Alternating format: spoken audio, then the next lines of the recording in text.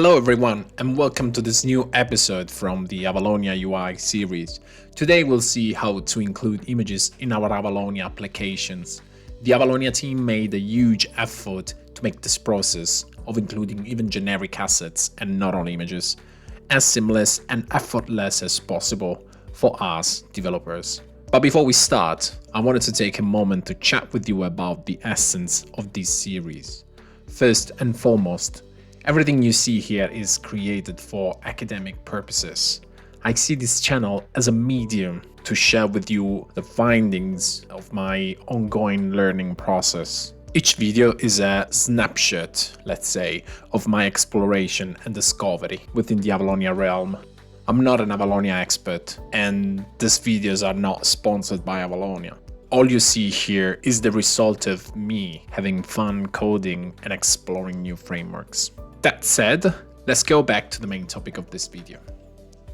In Avalonia, images are stored as assets. You can include assets in an application by using the Avalonia resource element in your project file. For example, the Avalonia MVVM app template already creates a folder called Assets containing the Avalonia logo and adds an element to the project file to include any files located there. Instead, to include an actual image inside a view, we use the image element, and to make the image reference the actual assets, so the binary content of the image itself, we use the source property. The asset can be referenced mainly in two ways: by hard-coding the relative URI of the asset directly in the source property of the image element, or by using a binding property inside the view model. We already talked about data binding in a previous episode. Go check it out if you are still not 100% confident with this argument. By using a binding property, we can fetch the asset from different locations, whether it's the local memory or a web URL through a network call. The properties can be of type bitmap or text bitmap. When loading the image involves an asynchronous operation. And in this case, an image helper class can be used to load these images. Cool, now that things are getting spicy, let's try to see some real code in action, just to clarify things a bit more. In this page you can see a small view that I prepared in order to showcase all we talked about before. It starts with a simple scroll viewer, then a stack panel just to organize the content, and then some text as headings. Here you can see the first image element, the simplest one, where the image address is hard-coded. Here the image is using a binding converter, but we'll talk about it later. Then here and here, you can see the image element is using a binding property.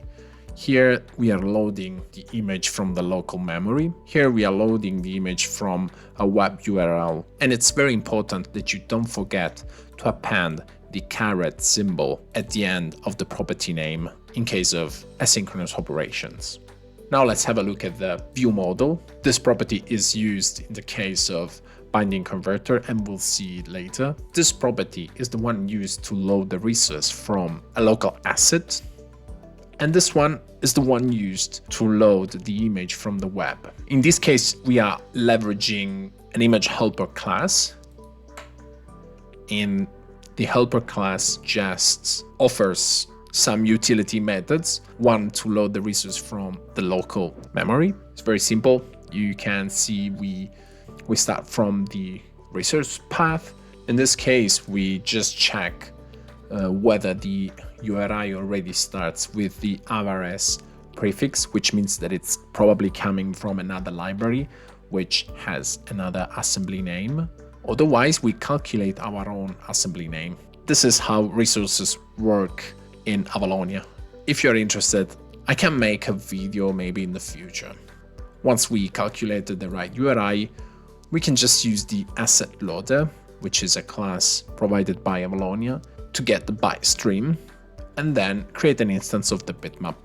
The second method is used to fetch the image from a web URL, as we said. Again, we start with the string URI, we calculate a proper URI, then we instantiate an HTTP client, add some headers, get the byte array from the request, turn it into a memory stream, and then instantiate the bitmap. And that's basically more or less everything we discussed before. So there's a view where we declare the image element. We can decide whether we want to hardcode the address inside the source property, or we can use a binding property. And there are some differences whether it's a local function or an asynchronous one. Last but not least, for more complex scenarios, we can leverage a binding converter class that, given an image or any object, can apply transformations or calculations of any sort to give us back an image based on specific requirements. In the following scenario, we are declaring a converter as a user control resource, assigning it a key. Then we use it together with a binding property, selecting it by the key. Then behind the scenes, inside the converter class, we can do various operations, such as checking that the value passed as input parameter is a valid URI, use it to load the asset, and return it as a bitmap instance, which is required by the image element. And that was all for today's video. There are many more topics around images and assets in Avalonia that are worth exploring, like caching and placeholders, for instance. Let me know in the comments if you're interested in any one of those. This journey on YouTube is my first dive into content creation, and I'm currently testing various formats to find the one that fits my and your needs.